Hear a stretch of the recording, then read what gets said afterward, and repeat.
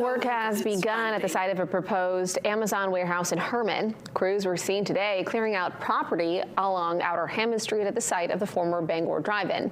Documents obtained by WABI show plans for a 60,000 square foot warehouse. While the town and Amazon remain tight-lipped about the project, the site plan was approved by the Hermon Planning Board last year. We reached out to Amazon today. A spokesperson says, quote, "Nothing is finalized in Hermon, and we'll share more if additional progress is made and we have something confirmed to announce," unquote. Just last week, we reported Amazon was planning a distribution facility on property in Sydney and Waterville. A public informational meeting on that is scheduled for tomorrow night.